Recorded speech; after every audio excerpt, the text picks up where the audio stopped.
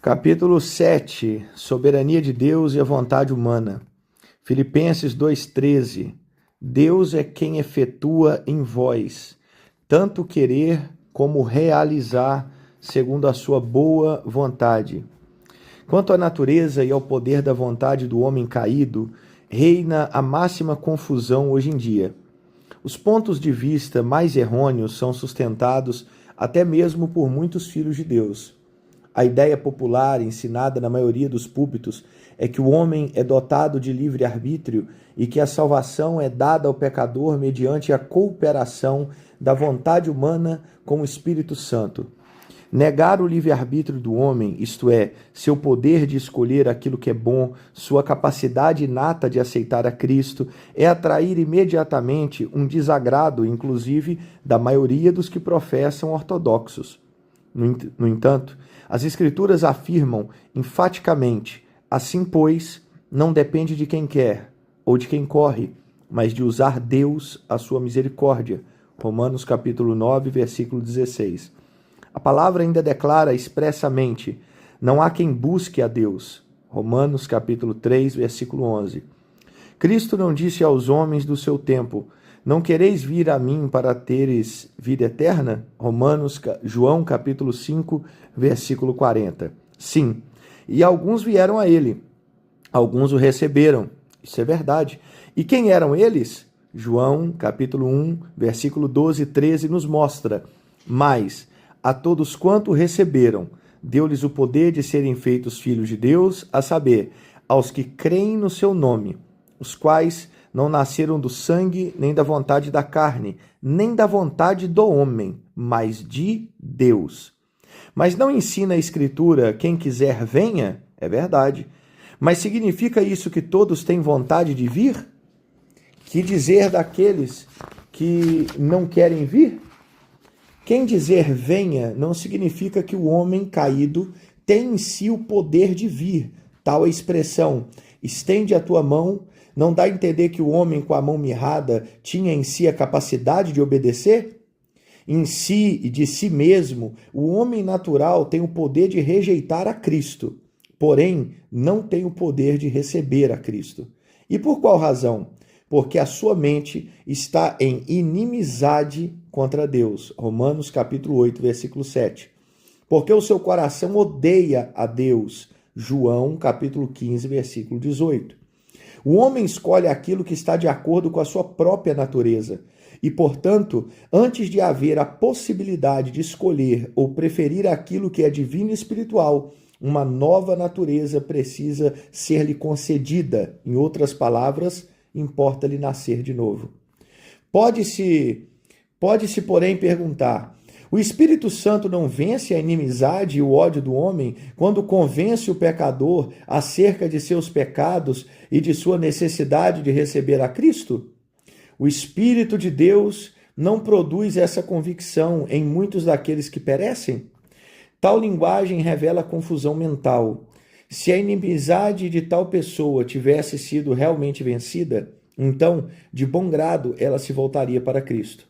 Mas, por não vir ao Salvador, fica demonstrado que não foi vencida a inimizade dela. Há muitos que, através da pregação da palavra, são pelo Espírito convencidos do pecado e, apesar disso, morrem na descrença. É uma solene verdade. Não devemos perder de vista, porém, o fato que o Espírito Santo faz em cada eleito de Deus algo mais do que nos não eleitos. Ele opera nos eleitos, tanto querer como realizar a boa vontade de Deus. Filipenses, capítulo 2, versículo 13.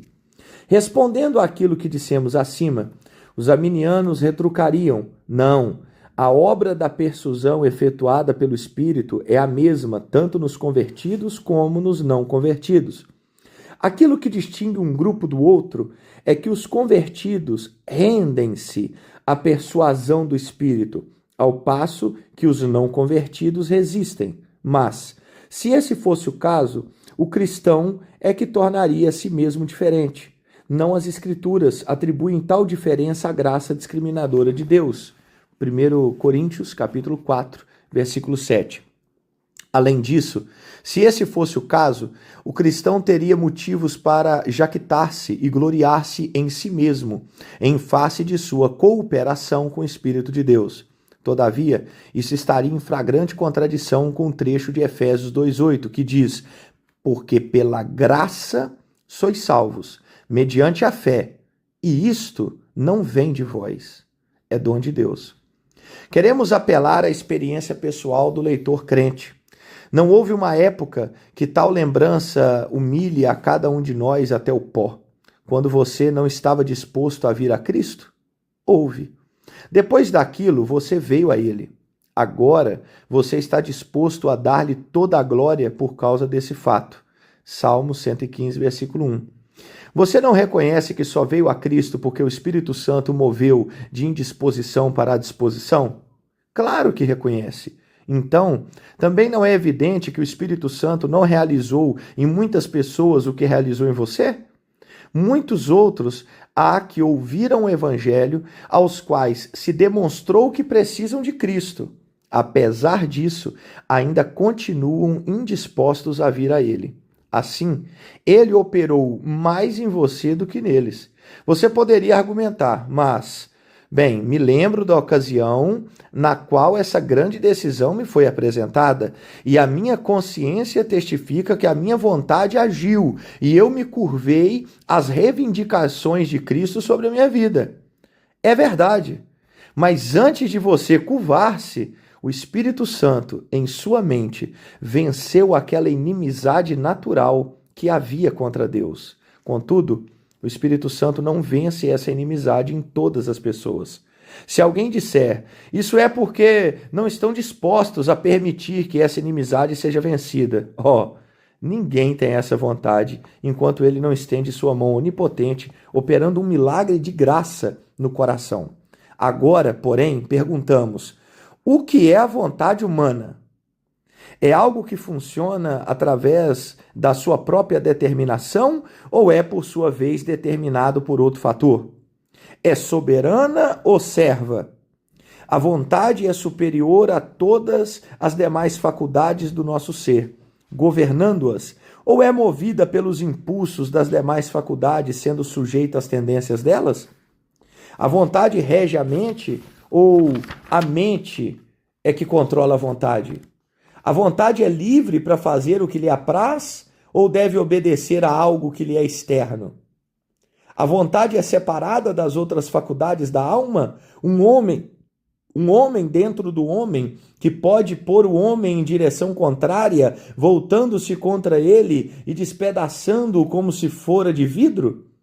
Ou a vontade é ligada a outras faculdades, como a cauda de uma serpente está ligada ao corpo, que por sua vez está ligado à cabeça, de maneira que para onde a cabeça vai, o animal inteiro vai, e conforme pensa o homem no seu coração, tal ele é? Primeiro vem o pensamento, depois o coração, o desejo, a aversão, e então o ato.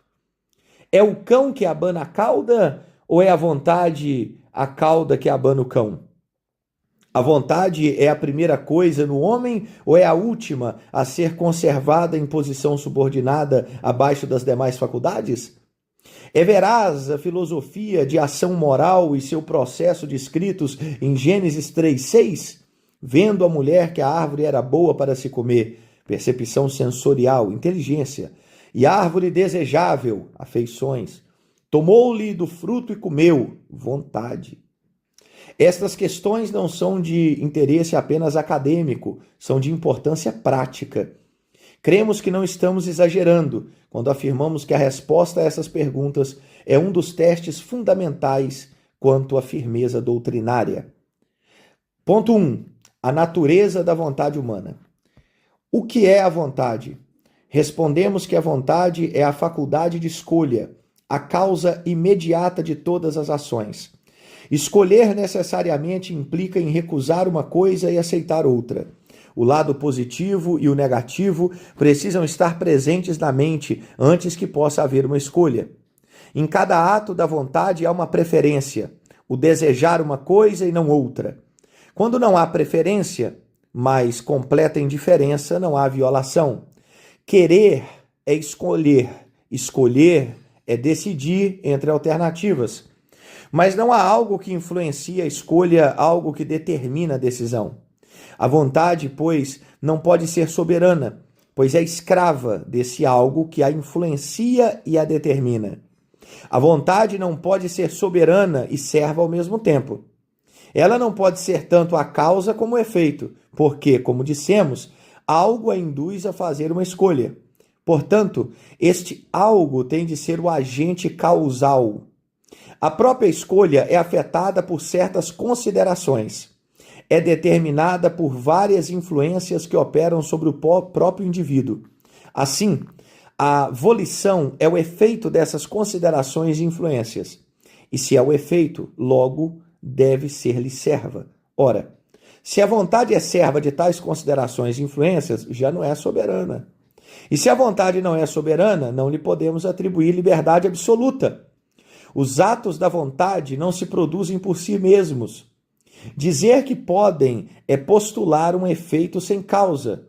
Exemplo, nihilo nihil fit, do nada, nada se fez. Em todos os tempos, porém, tem havido os que sustentam a absoluta liberdade ou soberania da vontade humana. Argumentam que a vontade tem um poder autodeterminativo, como, por exemplo, dizer que posso voltar os olhos para cima ou para baixo. A mente é indiferente quanto ao que faço. A vontade é que tem que se decidir. Porém, isso é uma contradição de termos. Pressupõe-se que eu escolho uma coisa em preferência a outra, quando eu estou em um estado de completa indiferença. É óbvio que ambas não podem ser verdadeiras. Pode-se replicar que a mente permaneceu indiferente até que demonstrou uma preferência. Exatamente nessa ocasião, a vontade também permanecia quiescente. Porém, logo que desapareceu a indiferença, foi feita a escolha. E o fato de ter a indiferença cedido lugar à preferência derruba o argumento de que a vontade tem a capacidade de escolher entre duas coisas. Conforme dissermos, escolher pressupõe aceitar uma alternativa e rejeitar outra ou outras. Sempre há algo que leva a vontade a fazer uma escolha.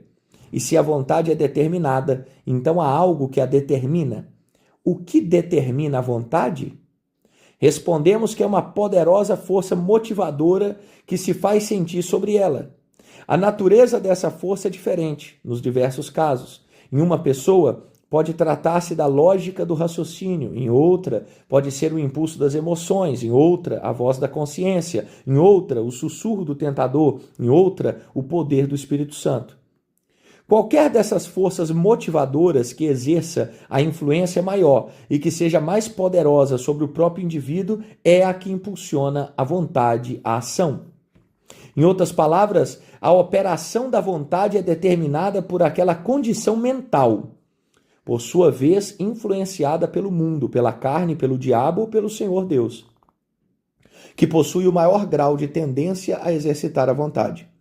Ilustrando o que acabamos de dizer, analisamos um exemplo simples.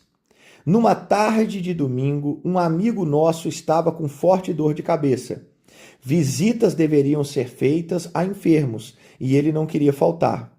Temia, porém, que o esforço lhe agravasse o estado ao ponto de não poder pregar o evangelho naquela noite. Defronta-se com duas alternativas: visitar os doentes e arriscar-se a adoecer, ou descansar naquela tarde e visitar os doentes no dia seguinte. Havendo a probabilidade de levantar-se com novas forças e em condições de participar no culto noturno, ora, o que ajudou o nosso amigo em sua escolha entre as duas alternativas? A vontade? De modo nenhum. É verdade que, finalmente, a vontade fez uma escolha, mas a própria vontade foi motivada a fazer tal escolha. No caso de nosso amigo, certas considerações apresentaram fortes motivos em favor da seleção de uma ou outra alternativa. Esses motivos foram confrontados entre si pelo próprio indivíduo, isto é, pelo seu coração e pela sua mente, e foi estabelecida a alternativa que teve o apoio de motivos mais poderosos. A decisão adequada foi tomada e então a vontade passou a agir. Por um lado, nosso amigo sentiu-se impulsionado pelo senso do dever, a ir visitar os enfermos. A compaixão o movia a agir assim, e esse foi um forte motivo que lhe apresentou a mente. Por outro lado, seu bom senso fê-lo lembrar de que ele mesmo estava longe de sentir-se bem, que necessitava urgentemente de um bom descanso e que, se visitasse os enfermos naquele estado, provavelmente pioraria, ficando impedido de pregar o evangelho naquela noite. Outro sim. Sabia que, no dia seguinte, permitindo-o Deus, poderia visitar os enfermos, e sendo assim, concluiu que deveria descansar naquela tarde. Dois grupos de alternativas se apresentaram ao nosso irmão. De um lado, seu senso de dever, mas a própria simpatia. De outro lado, o reconhecimento da sua própria necessidade, mas a preocupação pela glória de Deus, pois sentia que deveria pregar o evangelho naquela noite. A última alternativa foi a que prevaleceu. Considerações espirituais sobrepujaram o senso de dever. Tomada a decisão, a vontade agiu nesse sentido e ele foi descansar. Uma análise desse caso evidencia que a mente, a capacidade de raciocinar, foram dirigidas por considerações espirituais. E a mente, por sua vez, regulou e controlou a vontade. Por isso dizemos que, se a vontade é controlada, ela não é soberana nem livre, sendo apenas uma serva da mente. Eita Deus! Frequentemente, ensina-se que a vontade governa o homem, mas a palavra de Deus afirma que o coração é o centro dominante do ser. Muitos trechos bíblicos poderiam ser citados em abono desse fato. Sobretudo o que se deve guardar, guarda o teu coração, porque dele procedem as fontes da vida. Provérbios 4, 23. Porque de dentro do coração dos homens é que procedem os maus desígnios, e prostituição, os furtos, homicídios e adultérios. Marcos, capítulo 7, versículo 21. Aqui, o nosso Senhor traça esses atos pecaminosos até a sua fonte original e declaram que remontam ao coração e não à vontade. E lê-se também: este povo honra-me com os lábios, mas o seu coração está longe de mim. Mateus 15, 8. Se fosse necessário apresentar mais provas, poderíamos chamar a atenção para o fato de que a palavra coração ocorre na Bíblia 3 vezes mais do que a palavra vontade, embora tenhamos de levá-la em conta que aproximadamente metade das referências à palavra vontade tem em vista a vontade de Deus. Quando afirmamos que é o coração e não a vontade que governa o homem, não estamos apenas debatendo palavras. Insistimos numa importantíssima e vital distinção. Diante de uma pessoa, há 2 alternativas. Qual das 2 haverá ela de escolher? Respondemos que é aquela que lhe parecer mais agradável, ou seja, ao seu coração, o âmago do seu ser. Perante o pecador se contrapõe, de um lado, uma vida virtuosa e piedosa, e do outro, uma vida de prazeres pecaminosos. Qual dessas alternativas ele escolherá? A segunda alternativa. Por quê? Porque essa foi a sua escolha. Mas isto comprova que a vontade é soberana? De modo nenhum. Procedamos do efeito para a causa. Por que o pecador escolhe a vida de prazeres pecaminosos? Porque a prefere, e a prefere mesmo. Apesar de todos os argumentos em contrário e de naturalmente não apreciar os efeitos dessa maneira de viver. Mas por que ele a prefere? Porque o seu coração é pecaminoso. Idênticas alternativas se apresentam ao crente, o qual busca e esforça-se por uma vida de piedade e virtude. Por quê? Porque Deus lhe proporcionou um novo coração, uma nova natureza. Dizemos, por consequente, que não é a vontade que ensurdece o pecador e todos os apelos para que esse abandone o seu mau caminho. É o seu coração corrupto e pecaminoso. Não quer vir a Cristo porque isso não lhe apraz. E não lhe apraz porque o seu coração odeia a Cristo e ama o pecado. Jeremias capítulo 17, versículo 9. Pode surgir a pergunta: por que, se essa é a verdadeira condição do homem, as Escrituras se dirigem à vontade do homem? Não está escrito: e quem quiser, receba de graça da água da vida? Apocalipse 22, 17. Reconhecemos sem restrições esse fato. Tais exortações demonstram que o homem tem a responsabilidade de se arrepender, crer e receber a Cristo. E todos esses deveres envolvem a reação da vontade.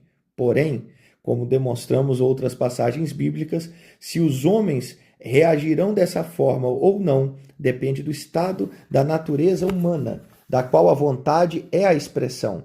A vontade é a causa imediata das ações e não a causa primária. Supõe-se, eu vou ler de novo, a vontade é a causa imediata das ações e não a causa primária. Supõe-se constantemente que o homem não pode ser responsabilizado por sua resposta ao Evangelho, a não ser que tenha a capacidade de escolher a Cristo. Assim, geralmente, tem-se admitido que o livre-arbítrio e a responsabilidade humana são sinônimos e que não se pode negar um sem negar o outro. É nessa confusa base que frequentemente se levanta a acusação de que a fé reformada não dá o devido valor à responsabilidade do homem, porque nega o seu livre-arbítrio. O ponto de vista bíblico e reformado a respeito da responsabilidade do homem é, de fato, muito mais profundo que o popular conceito arminiano. O homem é responsável não só por sua vontade, mas também por toda a sua natureza. E enquanto essa natureza permanece na condição em que o pecado e não Deus a deixou, ela não aceita as coisas do Espírito de Deus. 1 Coríntios 2,14. E não quer vir a Cristo para ter vida eterna. João, capítulo 5, versículo 40. Consequentemente, embora todos tenham o dever de receber a Cristo, só a vontade daquele cuja natureza tenha sido renovada pelo Espírito Santo é que a responde o Evangelho. Ponto 2. A escravidão da vontade humana. Qualquer tratado que se propõe a falar sobre a vontade humana, sua natureza e suas funções, tende a abordar a questão de acordo com 3 homens diferentes: Adão, antes da queda, o pecador e o Senhor Jesus Cristo. A vontade de Adão antes da queda era livre, livre em ambas as direções, para fazer o bem e para fazer o mal. A situação do pecador, porém, é bem diferente disso. O pecador nasce com uma vontade sem condições de equilíbrio moral, porque existe nele um coração enganoso, mais do que todas as coisas, e desesperadamente corrupto. Jeremias, capítulo 17, versículo 9, fala isso. Isso lhe empresta a tendência para o mal. Da mesma forma, a situação do Senhor Jesus era completamente outra. Ele era radicalmente diferente do primeiro homem antes da queda. O Senhor Jesus Cristo não podia pecar porque era o Santo Deus. Antes de Cristo ter nascido, foi dito a Maria: descerá sobre ti o Espírito Santo, e o poder do Altíssimo te envolverá com a sua sombra. Por isso, também o ente santo que há nascer de ti será chamado Filho de Deus. Lucas capítulo 1, versículo 35. Falando com toda a reverência, poder-se-ia dizer que a vontade do Filho do Homem não estava em equilíbrio moral, isso é, capaz de pender para o bem como para o mal. A vontade do Senhor Jesus estava predisposta para o que é bom, pois, lado a lado com sua humanidade impecável, santa e perfeita, havia sua eterna divindade.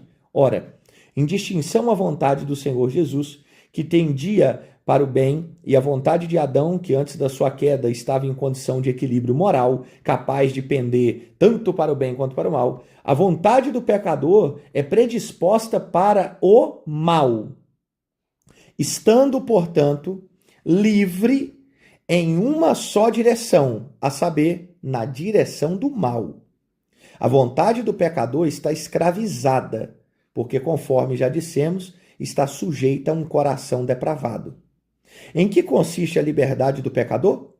Essa pergunta é naturalmente sugerida por aquilo que dissemos acima. O pecador é livre no sentido de não ser forçado de fora.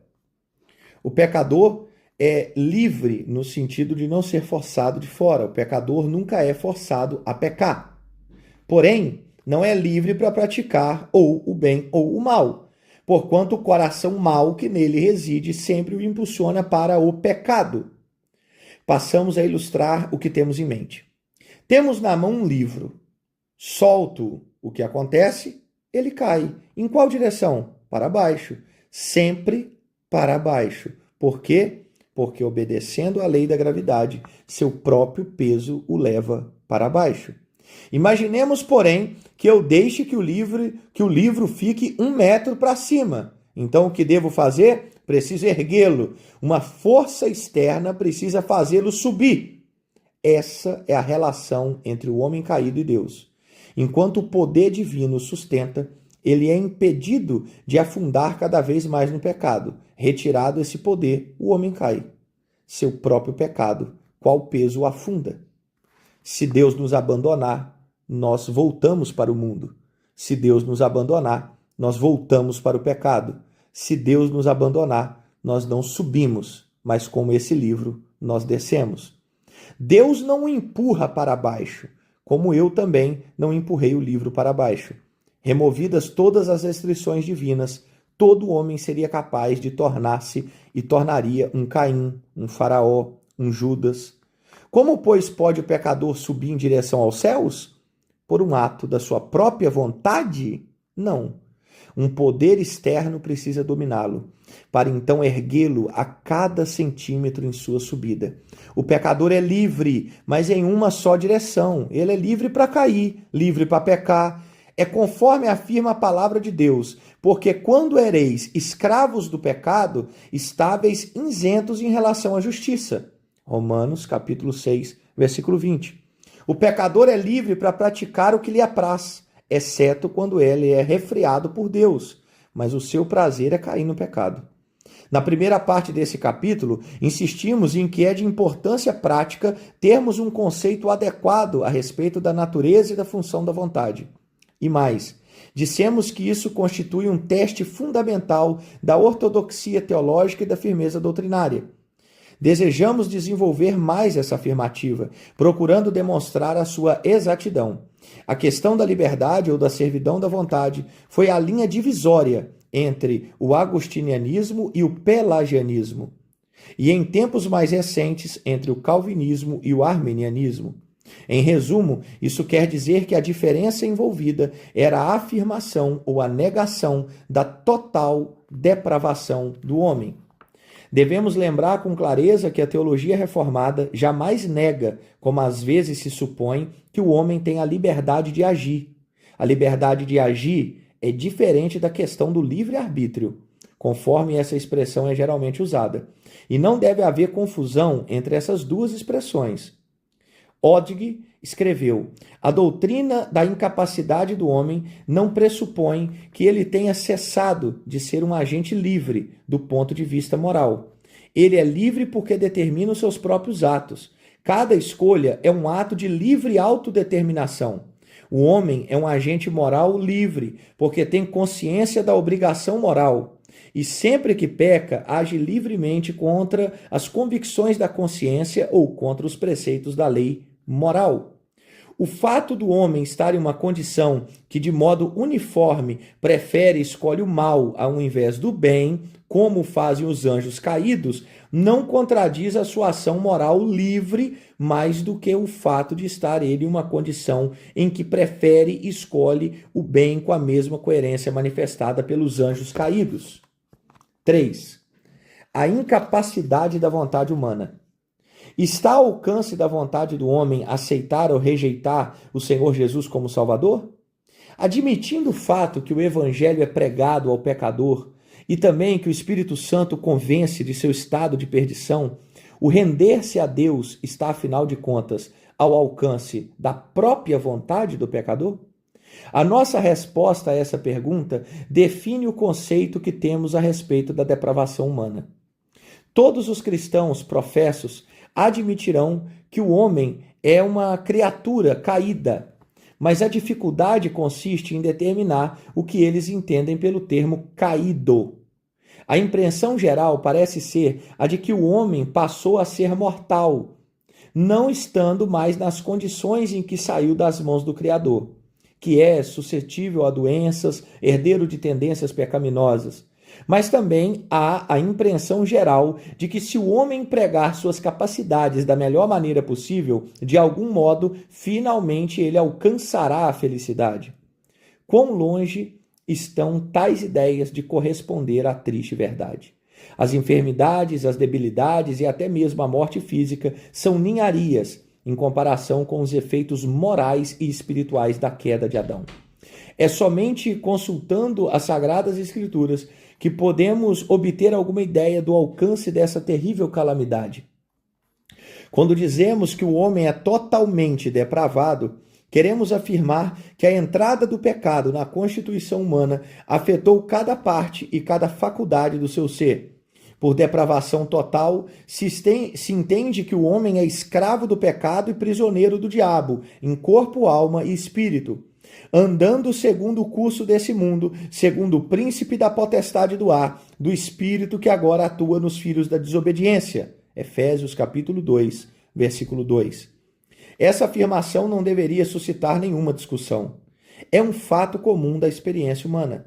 O homem é incapaz de concretizar suas próprias aspirações e de materializar seus próprios ideais. Não pode fazer as coisas que gostaria de fazer.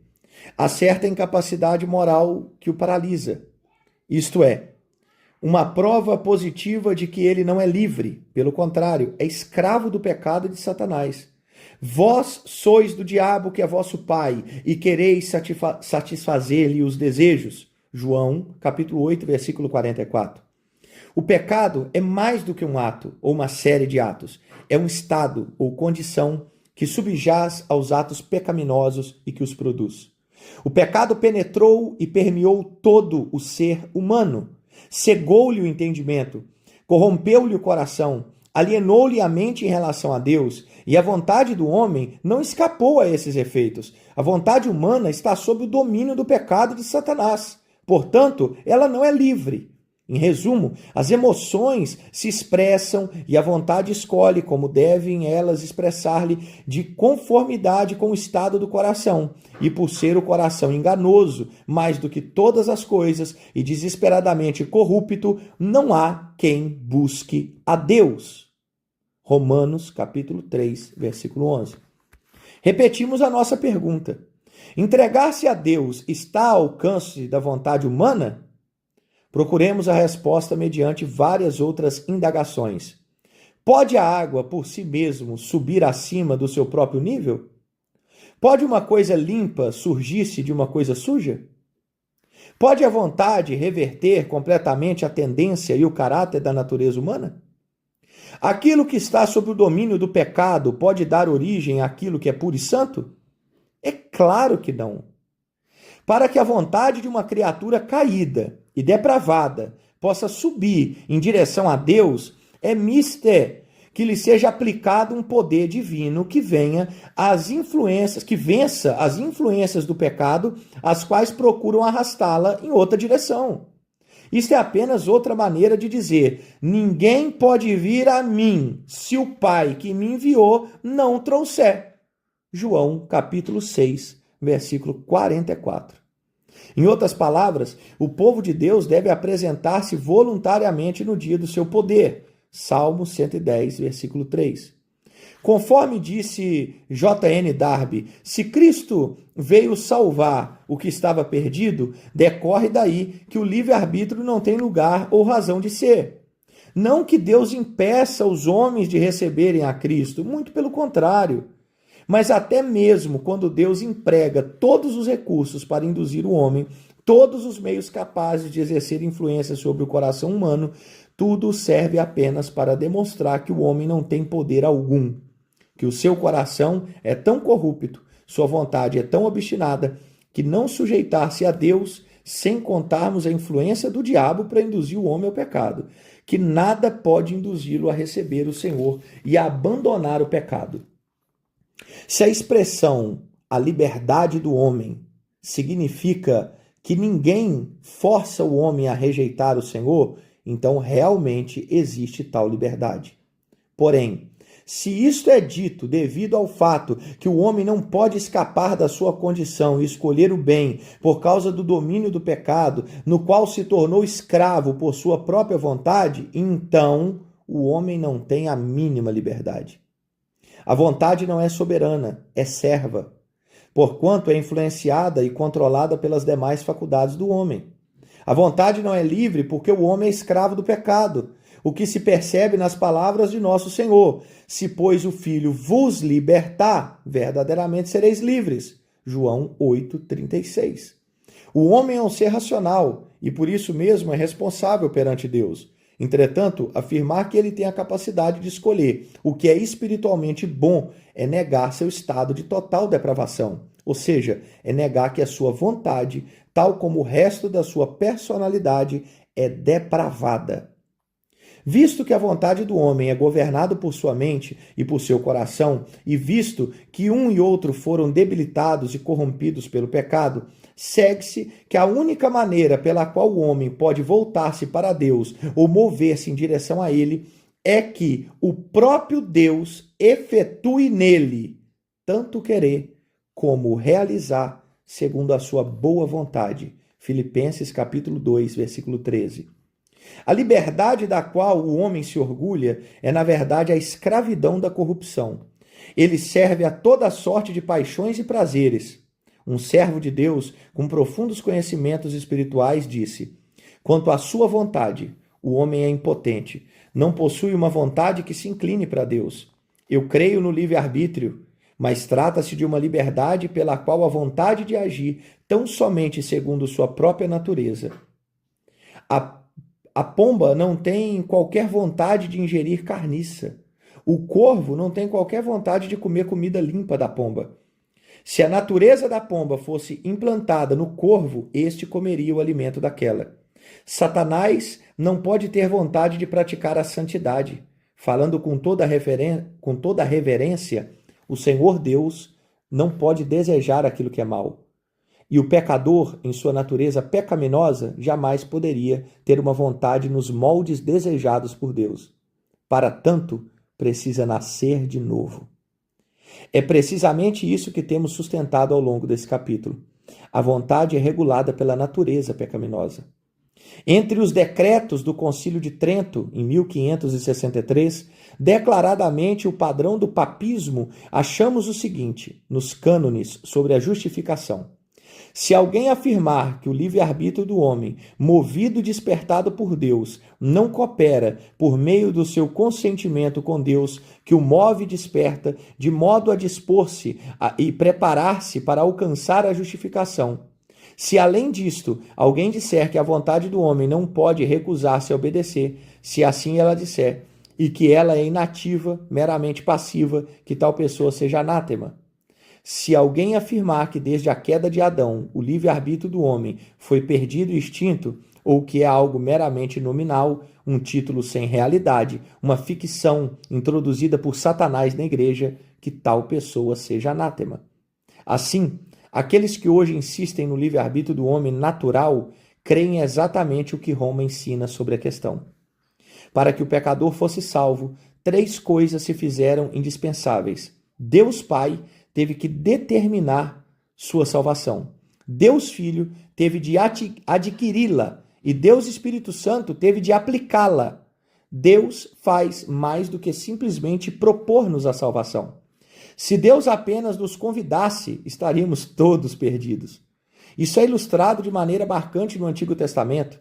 Lemos Esdras, capítulo 1, versículo 1 ao 3. No primeiro ano de Ciro, rei da Pérsia, para que se cumprisse a palavra do Senhor por boca de Jeremias, despertou o Senhor o espírito de Ciro, rei da Pérsia, o qual fez passar pregão por todo o seu reino, como também está escrito dizendo, assim diz Ciro, rei da Pérsia, o Senhor, Deus dos céus, me deu todos os reinos da terra e me encarregou de lhe edificar uma casa em Jerusalém. Quem dentre vós é de todo o povo, seja seu Deus com ele, e suba Jerusalém de Judá, e edifique a casa do Senhor, Deus de Israel. Ele é o Deus que habita em Jerusalém. Segundo lemos, fez-se um oferecimento a um povo cativo, concedendo-lhe a oportunidade de voltar a Jerusalém, o lugar da habitação do Senhor. Todos os israelitas responderam sofregamente a este convite? Não, de modo algum. A vasta maioria se contentou em permanecer na terra do inimigo. Somente um remanescente tirou proveito dessa proposta misericordiosa. E por que eles assim o fizeram? Preste atenção à resposta das Escrituras. Então se levantaram os cabeças das famílias de Judá e de Benjamim, e os sacerdotes e os levitas, com todos aqueles cujo espírito Deus despertou, para subirem e edificar a casa do Senhor, a qual está em Jerusalém. Esdras 1:5. Por semelhante modo, Deus desperta os espíritos dos seus eleitos, quando eles chega a chamada eficaz, e é somente então que tem qualquer disposição para responder à proclamação divina. A obra superficial de muitos evangelistas profissionais dos últimos 50 anos é responsável por boa parte das opiniões errôneas, atualmente em voga, quando a escravidão do homem natural, as quais são ajudadas pela preguiça dos ouvintes, que deixam de julgar todas as coisas. 1 Tessalonicenses, capítulo 5, versículo 21. O púlpito evangélico, típico de nossos dias, deixa a impressão de que está inteiramente no poder do pecador aceitar ou não a salvação. Disse que Deus fez a parte dele e o homem precisa fazer a parte que lhe compete. Infelizmente, um morto nada pode fazer. Por natureza, os homens estão mortos nos delitos e nos pecados. Efésios capítulo 2, versículo 1. Se essa verdade fosse crida realmente, haveria mais dependência do Espírito Santo, para ele atuar com seu poder que opera milagres, e menos confiança em nossas tentativas de ganhar homens para Cristo. Dirigindo-se aos não salvos, os pregadores com frequência usam uma analogia de modo pelo qual Deus oferece o evangelho ao pecador. Imagina o pecador como um enfermo, acamado e com um remédio para curá-lo, posto sobre a mesinha do lado. Tudo que o pecador precisa fazer é esticar o braço e tomar o remédio. Mas, para que essa ilustração retrate de maneira justa o quadro que a Bíblia nos oferece sobre o pecador caído e depravado, a necessidade do homem enfermo e acamado ser descrito como cego. Efésios capítulo 4, versículo 18. De tal modo que não pode ver o medicamento e tendo a mão paralisada. Romanos capítulo 5, versículo 6. De tal forma que não pode apanhar o remédio. Além disso, seu coração deve ser mostrado não apenas como sendo destituído de total confiança no remédio, mas também cheio de ódio contra o próprio médico. João capítulo 15, versículo 18. Quão superficiais são os pontos de vista hoje em dia defendidos quanto à desesperadora situação do homem. Cristo veio à Terra não para ajudar aqueles que estavam dispostos a ajudarem-se a si mesmos, mas para realizar em prol do seu povo aquilo que eram incapazes de fazer por si mesmos, ou seja, para abrir os olhos cegos, para tirar da prisão o cativo e do cárcere o que jazem nas trevas. Isaías, capítulo 42, versículo 7. Concluindo, discutiremos agora a objeção usual e inevitável. Por que pregar o Evangelho se os homens não têm a capacidade de responder favoravelmente a ele? Por que convidar o pecador a vir a Cristo se o pecado o escravizou de tal maneira que não tem em si mesmo a capacidade de vir? Nossa resposta é: não pregamos o Evangelho porque cremos que o homem possui livre-arbítrio e, portanto, é capaz de receber a Cristo. Mas nós pregamos porque esse foi o mandamento que recebemos. Marcos 16:15. A única base ou garantia para o ato humano de anunciar o perdão e a salvação a seu semelhante é a autoridade e a ordem de Deus através de sua palavra. Uma nota sobre a responsabilidade. A afirmação de que a responsabilidade pressupõe ter capacidade é uma argumentação filosófica e não uma afirmação bíblica. No entanto, no século XIX, tal pensamento foi popularizado por evangelistas como Charles Finney, por exemplo, e se tornou aceito quase que universalmente. Ao considerar o posicionamento de Finney, Charles Hougue escreveu: no seu entendimento, é uma verdade fundamental afirmar que o livre-arbítrio é essencial para a obrigatoriedade moral e de que nenhum homem é exigido fazer o que está fora do seu próprio poder. É bastante evidente que a falácia pela qual Finney é culpado, ele transporta uma máxima, que é uma axioma de uma determinada doutrina, para uma doutrina que não tem força de legitimidade. É uma verdade fundamental a afirmação de que um homem sem olhos não tem a obrigação de enxergar ou que alguém sem ouvidos não tem o dever de ouvir. Portanto, no campo das impossibilidades físicas, sem dúvida é verdadeira a máxima de que o seu dever é limitado pela capacidade. Porém, não é menos verdadeiro afirmar que a incapacidade do homem é perfeitamente coerente com o fato do homem ser responsável pelos seus atos, visto que tal incapacidade tem sua origem no pecado, se constitui do que é pecaminoso, se relaciona à ação moral. Um dos fatos mais comuns relacionados à consciência é que o sentimento de obrigação é coerente com a convicção de tal incapacidade. É um dito filosófico. Eu tenho a obrigação, portanto eu posso. A isto todo o coração sente o peso do pecado e responde: eu deveria ser capaz, mas não sou. Tal é o testemunho da consciência e também pura doutrina bíblica. Segundo Neander, o princípio radical da doutrina pelagiana levou à conclusão de que a liberdade moral consiste na capacidade de escolher entre o bem e o mal. É porque, embora o evangelho seja uma loucura para os que se perdem, para nós que somos salvos é poder de Deus. 1 Coríntios 1,18. Porque a loucura de Deus é mais sábia do que os homens, e a fraqueza de Deus é mais forte que os homens. 1 Coríntios 1,25. O pecador está morto em delitos e em pecados. Efésios 2,1. E um morto não tem a capacidade de desejar coisa alguma, porquanto os que estão na carne, os não regenerados, não podem agradar a Deus. Romanos 8,8.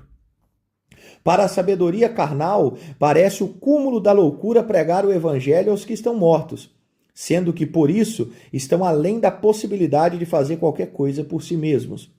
Mas os caminhos de Deus são diferentes dos nossos. Aprove a Deus salvar aos que creem pela loucura da pregação. 1 Coríntios 1,21. Os homens podem considerar loucura o pregar a ossos secos, dizendo-lhes: ossos secos, ouvi a palavra do Senhor. Ezequiel 37,4. Mas afinal, foi a palavra do Senhor e as palavras que ele profere são espírito e são vida. João 6,63. Homens entendidos ao lado do túmulo de Lázaro poderiam caracterizar como evidência de loucura o ato de Jesus ao dizer ele a um morto: Lázaro, vem para fora.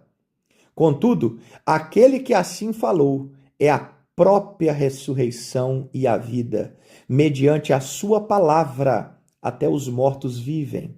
Portanto, o evangelho é por nós pregado não porque creamos que os pecadores têm em si mesmo o poder de receber o Salvador proclamado, mas porque o próprio evangelho é o poder de Deus para a salvação de todo aquele que nele crê, e porque sabemos que todos quanto têm sido destinados para a vida eterna, Atos 13:48, haverão de crer, João 6:37 e João 10:16. Note o futuro dessas passagens.